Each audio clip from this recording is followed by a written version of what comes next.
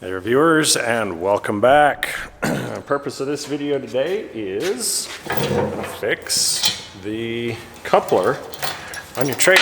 So I was doing some rebuilds on this guy, or not necessarily a rebuild, but a repaint, getting it all clean. It's on one of these Cary-On trailers, and most of you know the coupler, if you will, actually unbolts from the trailer. So I thought, hey, it's a perfect time to go through what the assembly procedure, disassembly or replacement for these type of trailer couplers looks like. So let's go ahead and get started. All right. On the flip side, you can kind of see exactly how this works. I have a ball that we can add in here. You can see it's coupled to the vehicle and how that comes up, grabs it, everything fits, you know, nice and snug the way that it's supposed to. But let's say that yours doesn't. If your coupler works correctly, more than likely you need to tighten this nut, and you can't just tighten it.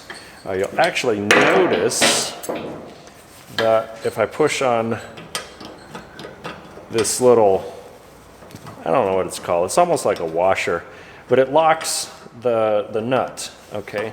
So if I push it up, I can rotate it, and there's another spring behind on this coupler. There's actually two springs on this model, and the spring on the bottom is what puts the clamping force on the ball, and the spring on the top is what pops it down when you release the handle. So if it's fitting a little bit loose, push up and tighten the nut just a little bit to where it fits good.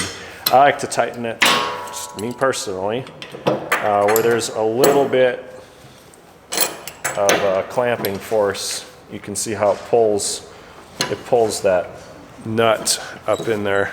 I don't know if you can see that. It compresses that spring just a little bit before it latches. Not too tight and not too loose. To go ahead and rebuild one of these, unenhance, what we're going to do, I'm just going to take a 3/4 for this Cary-On, is I'm going to push down here. I would advise against power tools unless it's like rusty and you're going to replace the whole thing. And you can see I can smash the socket up in there. Once the socket's smashed up in there, you can actually unratchet this guy. Okay. So right now is a pretty good example of where this thing fits. Too loose. Okay, and I can actually pull the ball. You can hear that move. It's too loose, and it's just too loose. So we're going to keep loosening to take this thing apart.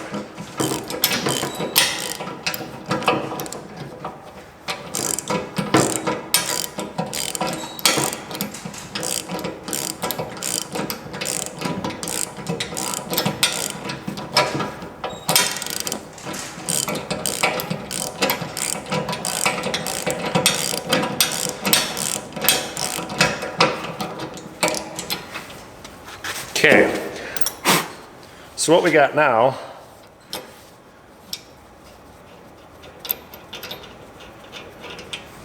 this guy comes off. I believe he's supposed to have a nylon insert, but maybe not. I'm going to Loctite. Then we have this little guy, and you cannot put him in like this. It fits, but it's going to allow that nut to back off, and that would be bad. So we want to make sure when we go back together that he's going in, because this is basically a jam nut or jam washer. Because if you don't have that pressed, you can't turn the nut. It's kind of a safety deal. After that, you have this little guy here, and this is what compresses when you actually pull the handle down on a coupler. Then what I do is I pull up on the coupler, okay, or on the handle, and you can kind of see how that whole thing popped out, right? What we're also forgetting is a little washer that went up in there. This guy here, the part that actually clamps up onto the back of the ball. he's on a pin. Most all of these are the same way. And then up inside, you have a spring that's directional, only because kind of a small area here. I mean, if you put it in upside down, it wouldn't fit right. And at that point, you can pull out the latch. Okay, so if you're doing this on your own trailer, you're probably doing it from this perspective, so it's probably a little bit confusing, but you can buy these in a repair kit. You just make sure you get the right size for your ball. Whatever I had, so 1 7/8 odd size for this trailer. So this guy's gonna go on. You really can't put that on backwards.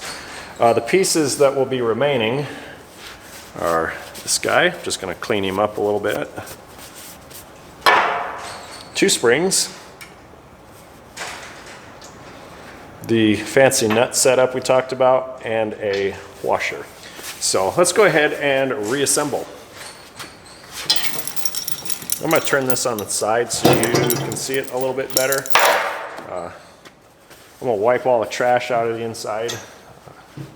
Grease it, don't grease it, that's your preference. If this piece up here is damaged, it's probably time to replace the coupler. If you're just having latch problems, you can probably sandblast your latch like I did mine. Repainted all of this, and everything works just swimmingly well. So what I'm going to do is, step 1 is I'm going to put the latch in, and step 2 is I'm going to put the spring in, and then I'm going to kind of pull the latch out just a little bit. Enhance. Okay, and the reason behind that is I got to get this guy in, but you got a pin in your way. So if we kind of hook it around, pull the latch out, now you can see kind of how I was able to slide that stuff back. So go to washer. That's how this coupler was put together. We got a spring, and we've got our anti-rotational thing that I want to get started. At this point, you should be able to test your coupler. Everything's functional, we just need to adjust it. So, kind of going to do the same fight thing that we did before. We'll do it in time lapse.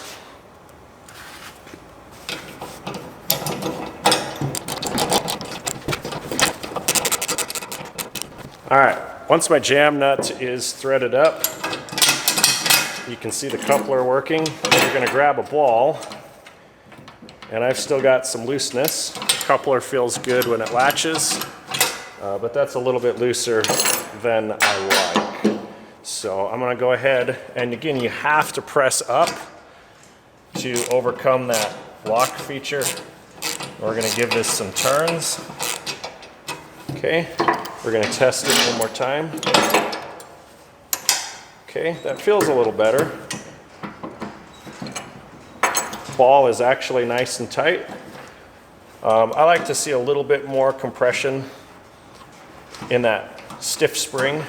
Okay, again, the big spring is just pushing this tongue here down. So I'm going to give it a few more revolutions, if you will. You're going to set this up really for your ball. It should be kind of the same. You never know. If you go too tight, it's going to be impossible to latch the coupler. That's how you know you've gone too far. Okay, do always make sure, enhance, that the wings of your nut, or the flats, are actually clipped into a flat in that washer. Otherwise it can back off. Now I gotta put a little bit of pressure on that, so it might just be a skosh. Whoops. I gotta put a little bit of pressure on this handle, so it might be a skosh too tight. The way that it sits, you can, it's probably a smidge too much. So I'm simply gonna release the coupler, my wrench into reverse, give it the smash treatment, and you cannot do it with a ball in there. And I'm gonna back off, I don't know, see how we're doing. We got to watch those wrench flats again. Okay. All right. We're going to test it. Oh yeah. I like the way that feels. It's nice. It's not able to pull in and out.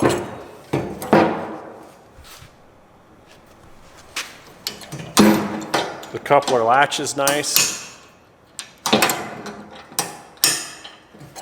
There you got it, folks. That is the Tune-Up 101 on trailer couplers.